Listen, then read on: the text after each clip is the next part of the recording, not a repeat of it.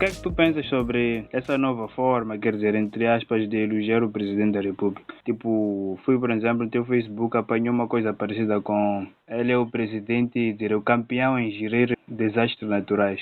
Qual é a tua opinião nessa forma de elogiar? Em algum momento até apareceram alguns screenshots a falarem que ele era o presidente mais bonito, sei lá. É uma coisa boa para a própria Frelimo ou para o próprio presidente, não é ridículo.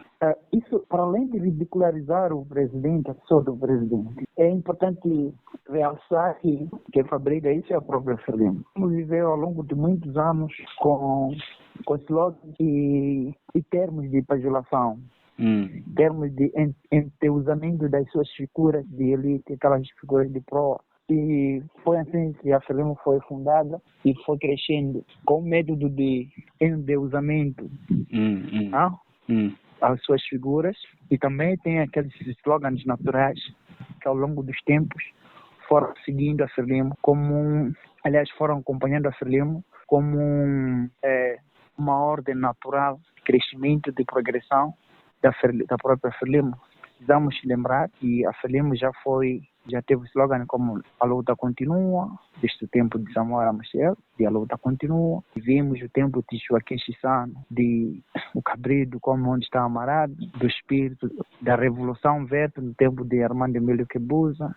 Então, a questão de slogans, que era aquele slogan de geração da viragem, e agora o futuro melhor, e depois força de mudança, estás a perceber? Sim. A Frelimo sempre encontrou uma forma, termos, para servirem de diretrizes que vão acompanhando de forma natural a manutenção no poder da própria Frelimo. Muitas das vezes muda-se o discurso, mas as atitudes mantêm. Então, essa é a dinâmica da Frelimo. Encontrar um novo discurso, uma nova frase para embelezar, ornamentar a Frelimo, mantendo tudo aquilo que diz respeito à própria Frelimo. Isso acontece não somente com a Frelimo como instituição, mas também com as suas figuras. Então, isso não pode admirar que hoje haja discursos para enteusar a pessoa do presidente, o melhor filho mais carismático, o filho mais querido pelo povo. Todos esses discursos são discursos comunistas, se tu for já ver alguns deles copiados pelos países que implementam de forma mais severa o comunismo, como, por exemplo, a Coreia do Sul. É esse termo que é conhecido, por exemplo, o presidente da Coreia do Sul como filho mais querido, né, o líder supremo da Coreia do Sul, como filho mais querido de Coreia. E não é de admirar que em Moçambique tenhamos também exemplos concretos daquilo que é a prática natural dos comunistas. Quem é JJ? JJ é um moçambicano como qualquer outro moçambicano. É um jovem visionário, um jovem patriota. Eu não sou nacionalista, eu sou patriota. Não é nacionalista, é patriota. Eu sou patriota. Eu amo a minha pátria, mas não sou nacionalista porque o nacionalismo mal compreendido, mal exercido, reverte a ideologia, depois entra na situação de autoritarismo, essas coisas. E os nacionalistas geralmente acabam se cindrando na demagogia. A demagogia tem tido ramos na área de autoritarismo. Muitas das vezes cria-se um formato de sou patriota, mas quando não é patriota, ele é simples nacionalista, autoritário, que não aceita crítica, não aceita eleições, acha que pode eternizar-se no poder. Então eu não sou nacionalista, sou um patriota. Um patriota porque eu quero simplesmente o desenvolvimento do país, o crescimento humano, a democracia genuína. Eu sou liberal, não quero que tudo esteja virado para Moçambique, não. Eu quero que Moçambique perceba que está no mundo e Moçambique pertence a uma parte do quintal desse mundo. Portanto, todos precisamos crescer ao mesmo ritmo que o mundo cresce.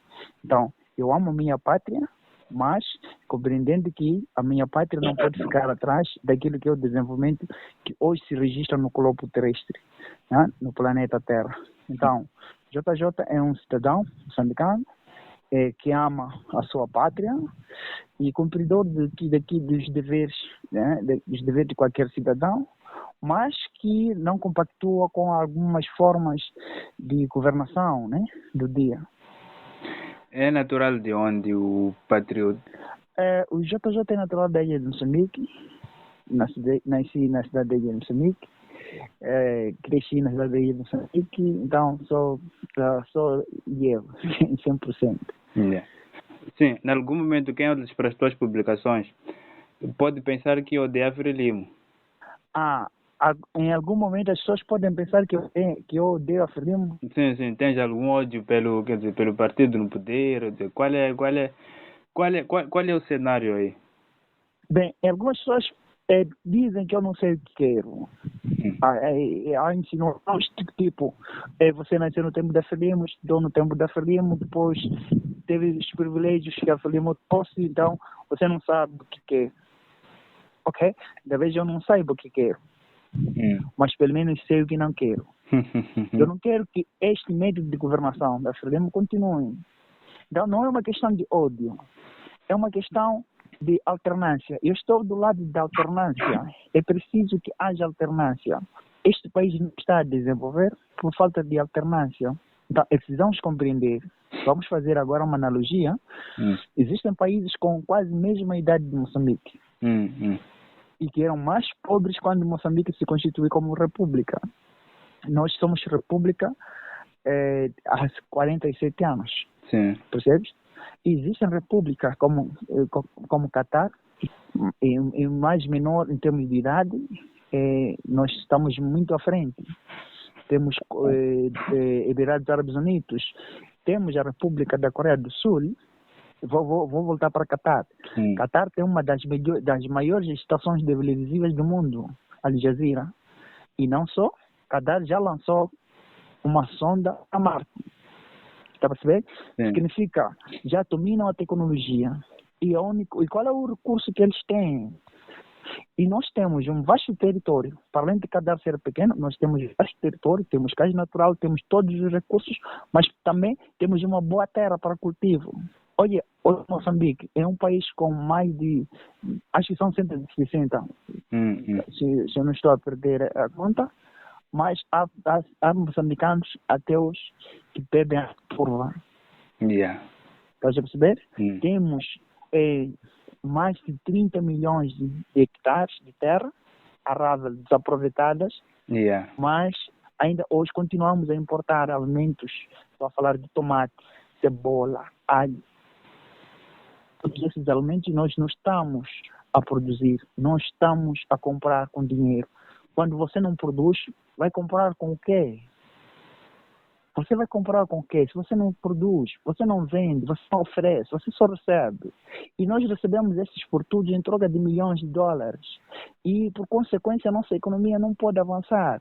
Se amanhã o chinês deixar de fabricar um potão, você vai andar descamisado ou com o peito fora. Se o chinês amanhã deixar de fabricar cinto, a tua calça vai cair. Vais ter que amarrar talvez com corta, porque você não produz. Então, nós somos uma república que ao longo deste período, que não sei para que servimos como república, porque simplesmente continuamos a decrescer, continuamos na rota da retaguarda. Então, a Frelimo é o próprio travão para o desenvolvimento de Moçambique. Aqui não é uma questão de ódio, é uma questão de leitura verdadeira daquilo que é o cenário do nosso país e de quem governa. Atenção, isso não é negação do Estado, porque uma coisa é o Estado, onde eu faço parte, mas sim é negação do governo, da Frelimo. Então, não se pode confundir Frelimo com o Estado. O governo é da Frelimo. O Estado somos nós. E nós precisamos de um melhor Estado. Mas este melhor Estado só poderá surgir com Frelimo fora do poder, porque está claro que a política da Frelimo é luta pela manutenção. A Frelimo não tem em vista uma nova forma de desenvolvimento. Não tem. A Frelimo só tem em vista a manutenção no poder. Mas, vamos lá, pensas que temos oposição em Moçambique, quer dizer, que possa solucionar ou pelo menos resolver os problemas, que parece que aqui não temos a Frelimo, que é aquilo que nós sabemos que é, mas também a oposição parece muito fraca. Mas quem é a oposição? Essa é a questão que eu tenho colocado sempre quando se fala de falta de oposição em Moçambique. E eu às vezes eu perguntava num dos encontros, mas quem é a oposição? Eu nunca cruzei com a oposição. Mas existe oposição? Existe. Oposição é todo aquele que pensa diferente da Frelimo. Oposição é todo aquele que acha que um Moçambique melhor é possível. Então, a oposição só pode mudar de Moçambique estando no poder. Estás a perceber?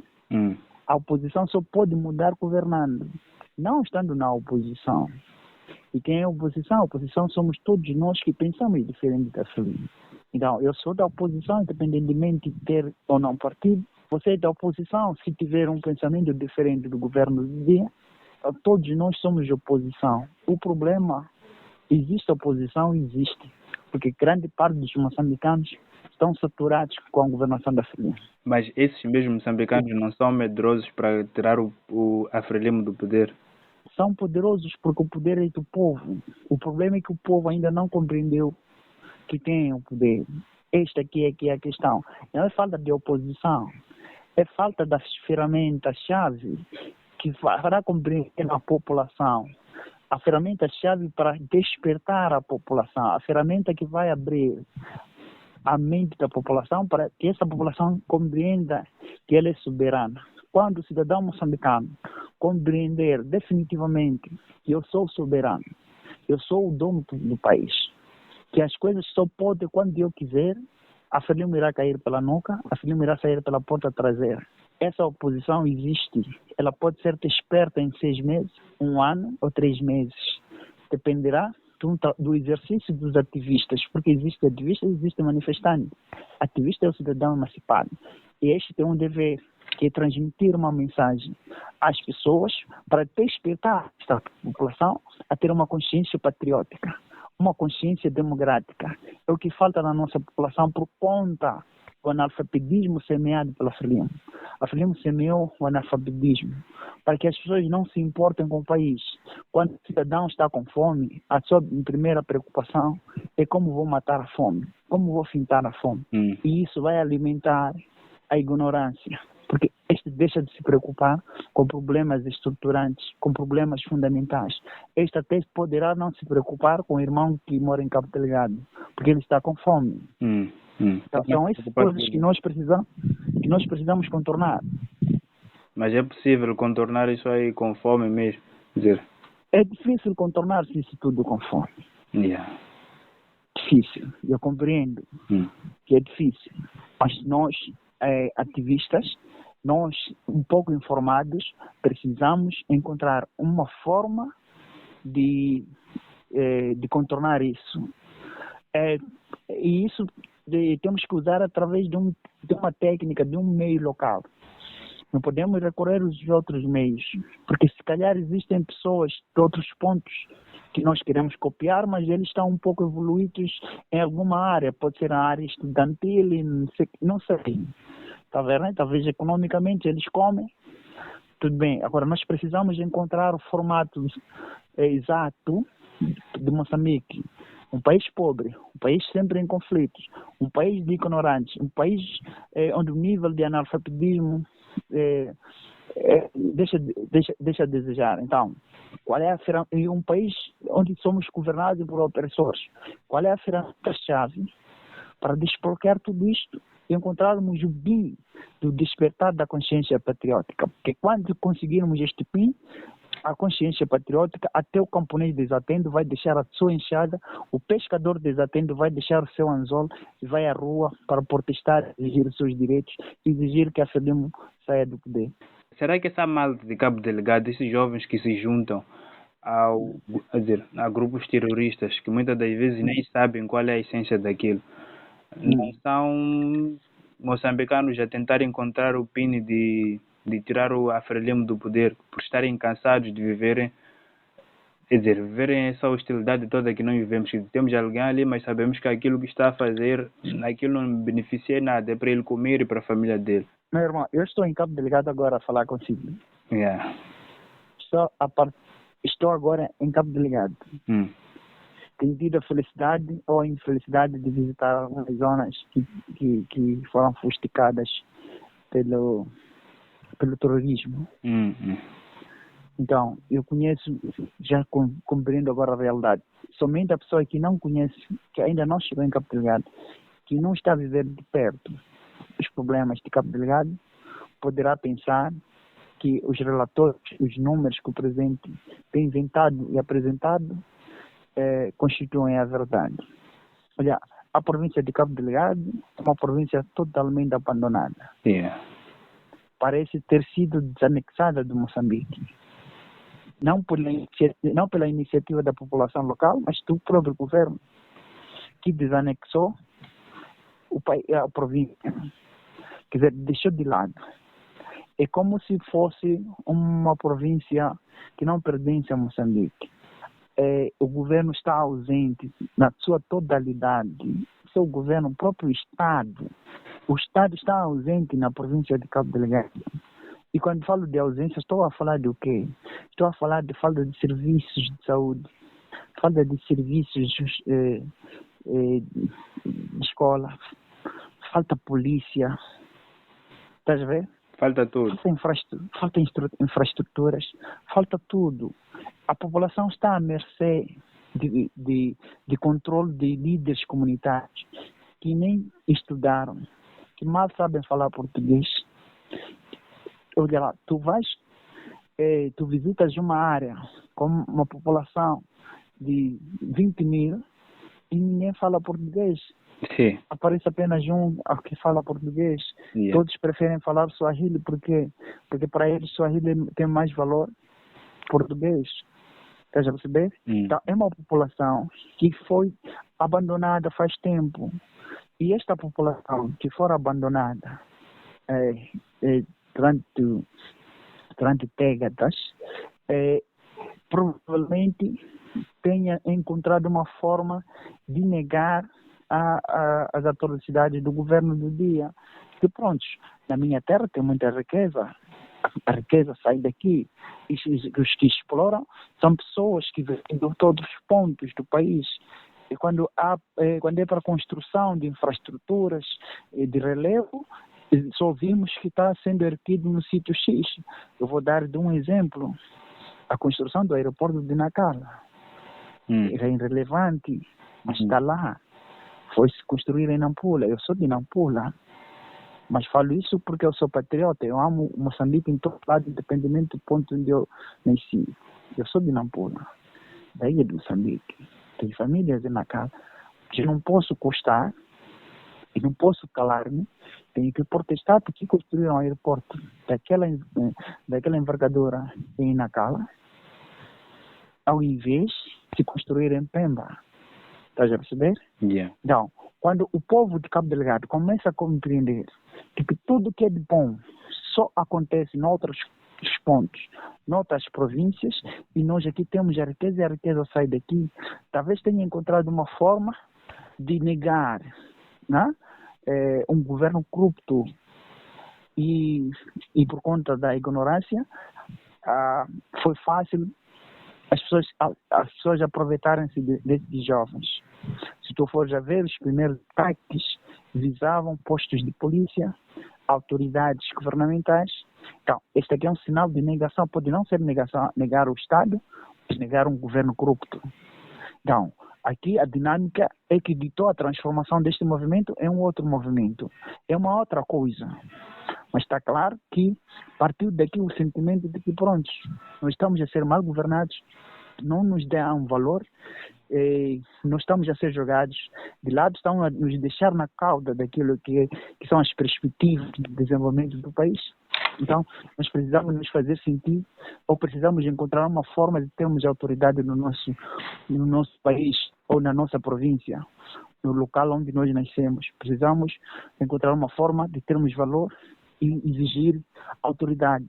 E talvez com arma, sim, aí encontramos uma perspectiva de valor, de autoridade, porque vamos impor aquilo que nós consideramos como sendo a coisa que nos dá mais o quê? Que nos dá mais valor. Se tu fores a ver, a grande parte desses jovens estudaram a religião islâmica. Por quê? Porque há ausência de escolas em Cabo Delgado. Yeah. E o governo não controla que se leciona nessas madrasas. Porque o governo está ausente, o Estado está ausente. E muitas das vezes a pessoa que estuda a religião, sobretudo a religião árabe, não encontra mercado de emprego. Sim. E quando não encontra mercado de emprego, ele perde a perspectiva de vida. E eles, já que são muitos, podem se reunido e dito, não, nós precisamos criar uma forma, ou criarmos um circuito onde tenhamos valor com aquilo que é a nossa formação. Nossa formação é de ideologia, é religiosa, e aqui nós não temos nenhuma perspectiva de termos emprego, porque o governo jogou-nos de lado, deixou-nos de lado. A nossa formação não tem perspectiva de mercado. Vai ser uma frustração, ou está sendo uma frustração. Então precisamos encontrar uma forma de reivindicar um espaço para nós. Então, a arma foi essa resposta imediata. Então, está claro que no princípio de tudo é uma negação de um Estado corrupto. E mesmo assim, em pleno período de guerra, o Estado ainda não incrementou, não criou uma nova dinâmica de trabalho, de atendimento às pessoas. A única coisa que o Estado fez foi o quê? Enviar mais tropas para Cabo Delgado. Mas ainda não enviou mais professores, não enviou mais médicos, não enviou mais serviços. Quer dizer, continua abandonando a população de Cabo Delgado. A população está sofrendo nos acampamentos, nas zonas de reassentamento, sem nenhuma perspectiva de apoio. São as organizações não governamentais que vão dando mal, e o Estado está onde? Está lá. Não está lá. O Estado está ausente. O Estado está lá no sul, está lá em outras províncias. Isto não pode acontecer e não pode continuar a ser assim. E de onde é que surge a mente revolucionária? Mente revolucionária. A mente revolucionária surge como uma resposta de pensar diferente. O que é mente? Mente é o centro da atividade psíquica do ser humano. O que você faz, o que você pensa, o que você é hoje é consequência das suas ações foram pensadas. Portanto, você é o que é devido àquilo que você processa na sua própria mente. Está a compreender? Sim, sim. Exatamente. Então, nós queremos uma mente revolucionária, uma mente que pensa de uma maneira, numa revolução.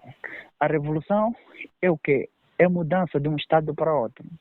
Acreditas que... Sim, mas desculpa. Acreditas que o jovem moçambicano está preparado para essa tal mudança? Em fazer essa mudança? Eu acredito que o jovem moçambicano está preparado. A insatisfação está lá. Cresce cada dia o número de jovens insatisfeitos, jovens que publicamente manifestam a insatisfação. Então, como eu dizia no princípio, está a faltar um PIN que vai unir esses jovens com o mesmo ideal, com o mesmo pensamento, e quando estes jovens finalmente ficarem bem unidos, de certeza que irão à rua, irão exigir a saída da Frelimo. Esta é a minha base de defesa, de que só podemos mudar as coisas com a Frelimo fora do poder, não com a Frelimo no poder. Precisamos encontrar um PIN para tirarmos a Frelimo. Eu, quando falo isso, falo sem receios, falo isso com convicção. Eu não tenho medo disso. A Frelimo tem que sair, já chega. JJ, acredito que já andou um bocadinho pelo país. Quer dizer, como é que tu olhas para o jovem moçambicano?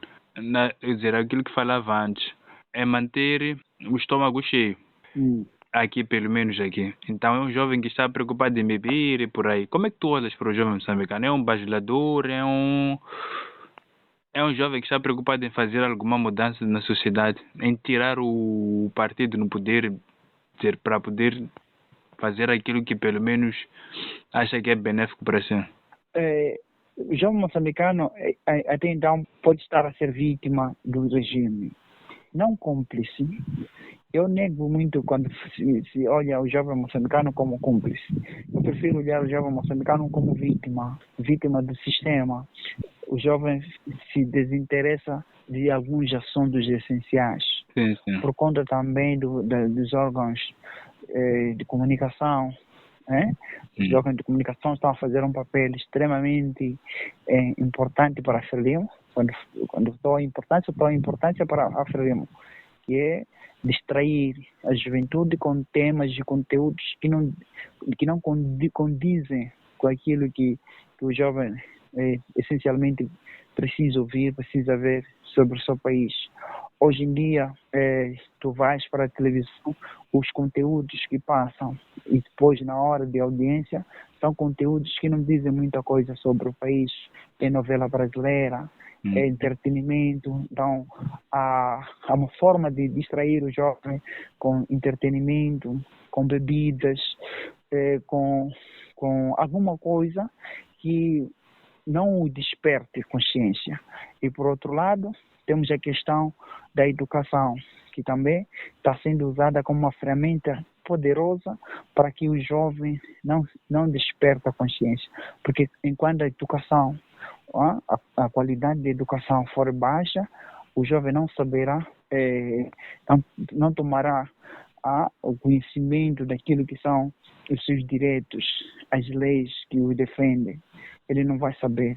E a outra ferramenta usada é essencialmente, para além da educação, essencialmente da economia financeira. Coloca-se os jovens preocupados com muitas coisas. A falta de emprego, a falta de comida, a falta de vestuário. Então, ele não vai preocupar-se com as ações do Estado, porque ficará todo o tempo focado em alguma coisa. Que eu não tenho casa, ainda não construí, eu não tenho roupa, não tenho camisa, eu não tenho comida. Então, ele vai se focar nesses assuntos, nessas preocupações, que também são necessárias, obviamente. E quando mais ele preocupado nessas coisas, ele vai se desligando sempre do Estado. São técnicas socialistas já estudadas em grandes universidades. Sabe-se que isso não se aplica por acaso. A FRELIMO sabe que não pode desenvolver Moçambique, porque se desenvolver Moçambique, as pessoas irão se revoltar. A FRELIMO sabe que não pode introduzir uma educação de qualidade, porque se as pessoas forem bem informadas, vou dizer uma coisa, para você ser um agente de mudança, você precisa ter formação e informação. Sim. Eu não posso ser agente de mudança enquanto não tiver formação e informação. E o que a FRELIMO faz? Ela vai omitir a informação ou vai distorcer a informação e vai denegar a formação. E, adicionalmente, vai te impor a fome. Então, você já não tem informação, você não tem formação e por conseguinte, você está a passar a fome. Você não terá espaço nenhum para se revoltar contra a própria FRELIMO, porque você não sabe o dia a dia do seu país. Pergunte aos jovens, em qual é o ciclo de, por exemplo, a apresentação do informe do Presidente da República. Ele não vai dizer porque não sabe. Quantos deputados temos na Assembleia da República? Não sabe. Então, esta falta de informação e depois a própria formação que não tem qualidade nenhuma em termos de educação, e adicionalmente com a questão da fome, isso ajuda. São veículos que vão ajudando a FRELIMO a manter-se no poder eternamente. Claro que não vai ser eternamente, porque um dia a FRELIMO vai ter que cair, de certeza. Mentes revolucionárias é um partido político, é uma ONG, quer dizer, o que é? Que tipo de organização é? Mentes revolucionárias é uma organização como qualquer outra organização, que pensa em aglutinar uma massa pensante, mas uma massa que pensa num Moçambique melhor, que parta do princípio de que precisamos viver num estado com democracia genuína, justiça social e dignidade humana. Por isso nós dizemos, mudamos tudo ou tudo se repete. Sabemos que sem democracia genuína não poderemos acelerar o progresso, o desenvolvimento do Moçambique. Está claro que os países democráticos, onde a democracia é genuína, crescem com muita velocidade. Temos exemplos da Europa Ocidental. Todos os países da Europa Ocidental são os países mais ricos. Por quê? Porque a democracia é genuína, a justiça social está lá presente, a dignidade humana. Hoje em dia, as pessoas que são vítimas, sobretudo do terrorismo, são colocadas em situação desumana.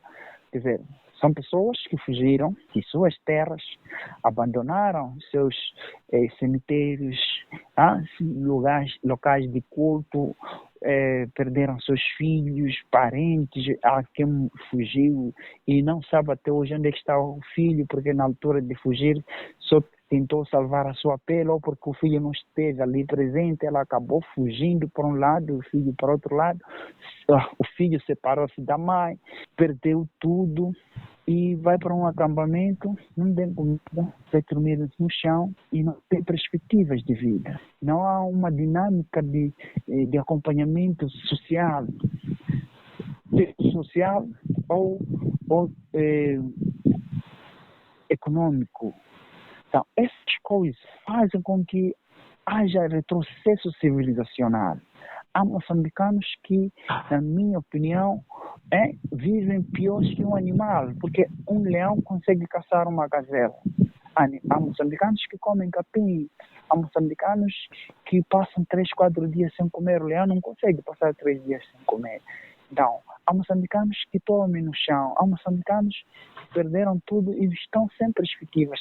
Há moçambicanos que a única coisa que eles sabem é que eu vou viver, vou até chegar no dia da morte, mas eu não tenho perspectivas de ter emprego, ter boa casa, de ter uma boa família, de um dia sorrir, dizer que valeu a pena ter nascido, ter vivido. Então, a falta de dignidade humana em Moçambique, em suma. Então, a falta de dignidade humana nos coloca a um retrocesso civilizacional. Quando a pessoa chega a comer capim, é um retrocesso civilizacional.